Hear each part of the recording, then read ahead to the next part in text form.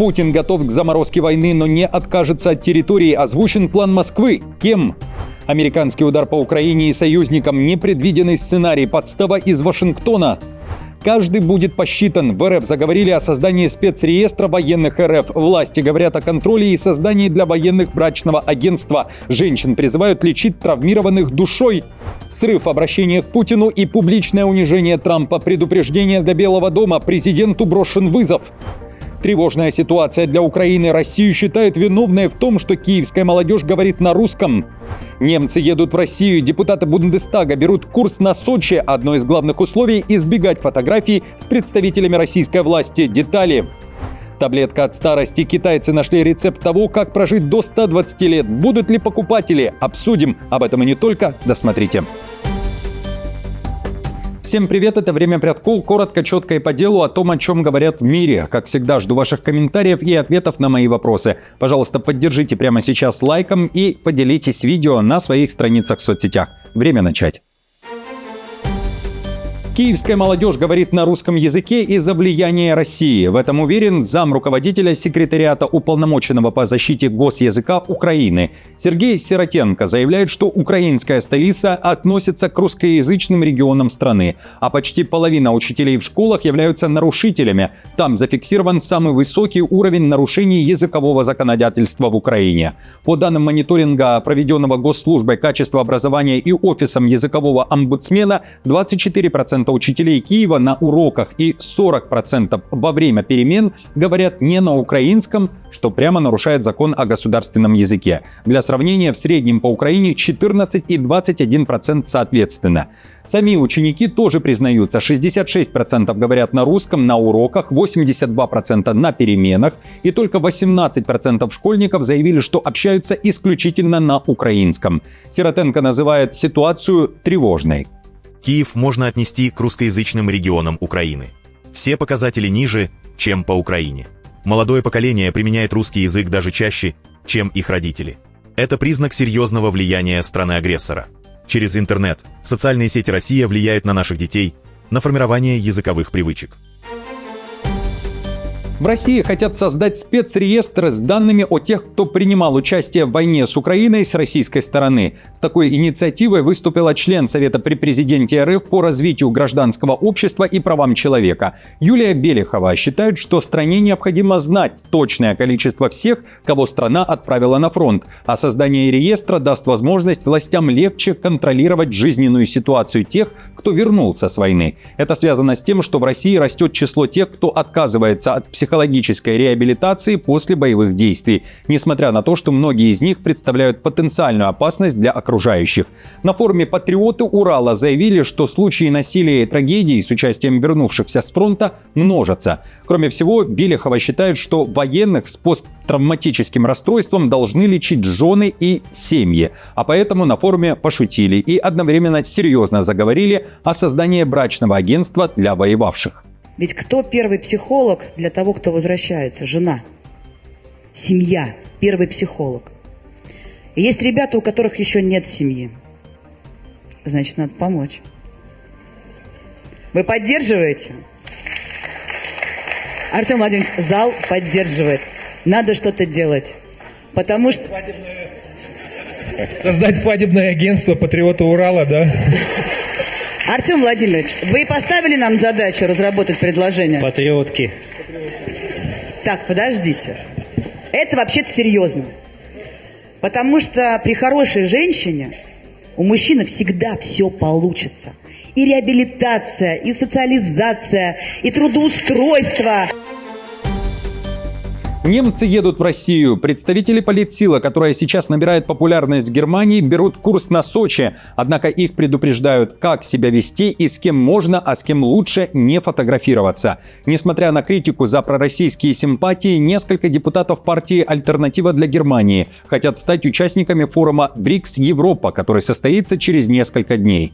Поездка вызвала новую волну скандала внутри АДГ. В руководстве партии опасаются, что контакты с Россией станут ударом по имиджу партии. Особенно после того, как депутат Бундестага Райнер Ротфус в прошлом году уже фотографировался в Сочи с Дмитрием Медведевым.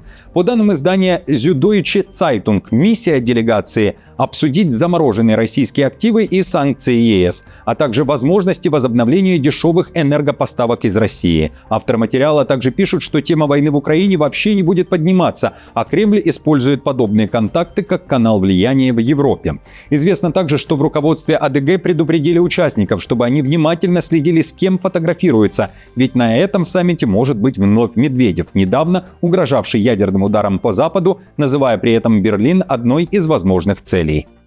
Как сообщили во фракции, представитель по внешней политике Маркус Франмайер предупредил участников поездки, чтобы они были осторожны, с кем фотографируются. Ожидается, что на встрече БРИКС выступит Дмитрий Медведев, добавили там. Бывший президент и заместитель председателя Совета безопасности России не раз угрожал Западу ядерной войной, прямо называя в числе возможных целей Берлин.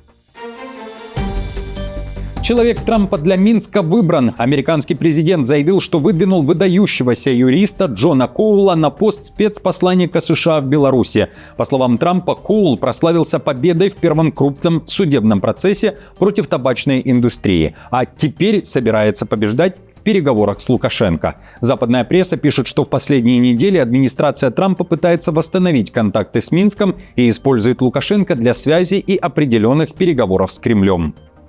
Он уже успешно добился освобождения 100 заложников и сейчас работает над освобождением еще 50 человек.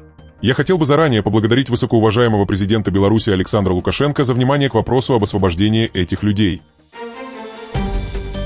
В Германии назревает бунт. Немцы собираются протестовать против службы в армии. В городе Кассель прошел форум, на который собрались сотни активистов движения «За мир». Люди обеспокоены, что их страна очень активно готовится к войне и может возобновить обязательный призыв в армию. Участники движения открыто критикуют военные реформы властей. В случае гигантской милитаризации Германию ждут драматические социальные последствия, говорят противники воинского призыва. И обещают уже в ближайшее время выйти на улицы с массовыми протестами. Далее говорилось, угроза восстановления призыва и всесторонняя милитаризация общества требуют сильных и креативных форм протеста. Мирный совет, который собрался на свой ежегодный конгресс в Касселе уже в 32-й раз, принял решение о проведении Дня действий против призыва на 5 декабря.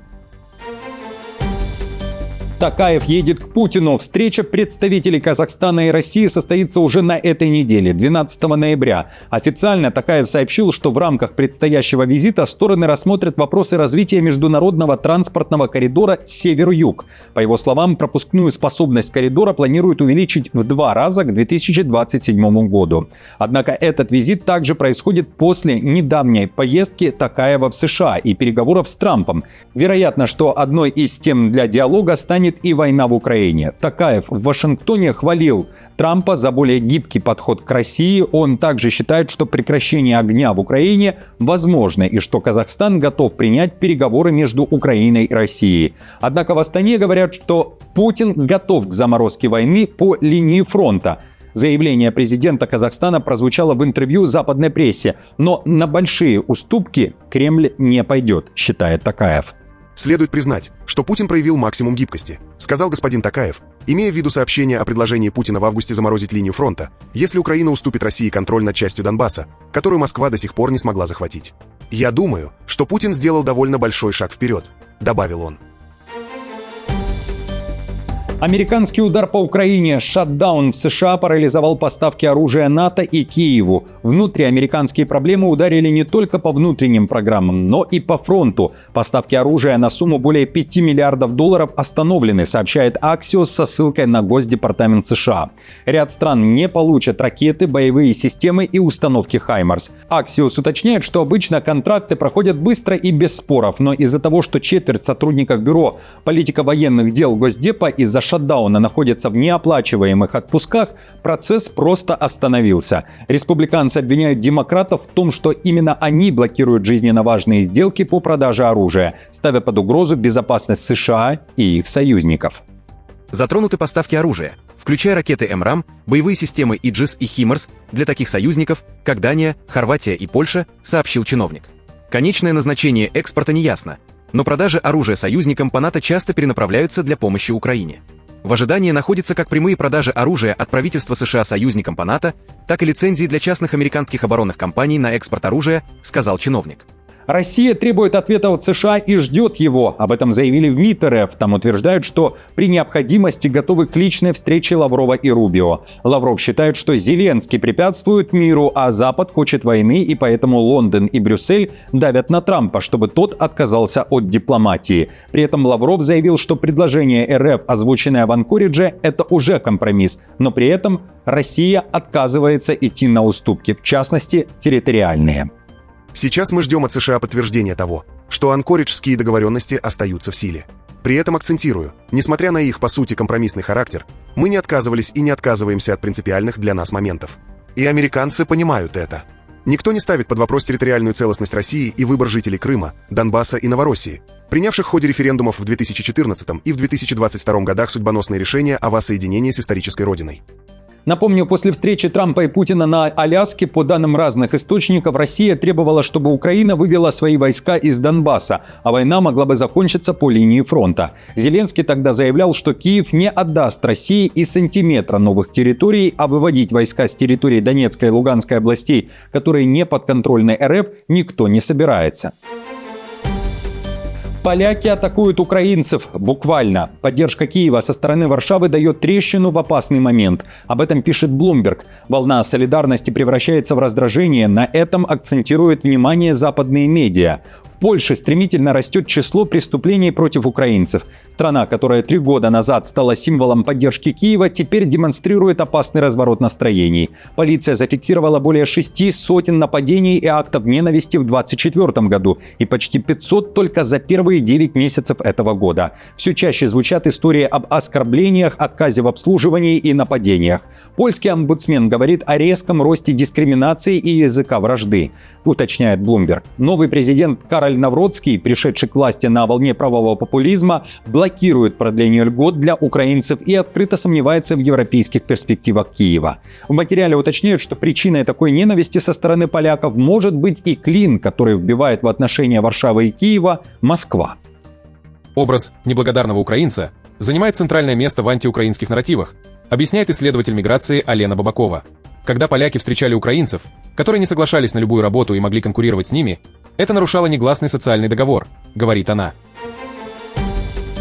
Срыв обращения к Путину, драка с силовиками и задержание жителям Московской области, которые выступают против строительства дороги через национальный парк Лосиный остров, не дали записать видеожалобу к Путину. Силовики пригрозили активистам штрафами, если они не разойдутся. Тех, кто не повиновался, избили и задержали. Об этом в своем телеграме сообщил один из участников протеста. Защитой особо охраняемой территории местные жители занимаются уже длительное время. Пытаются добиться ответов, почему на заповедной территории разрешили строительство. Власти отвечают, что все законно.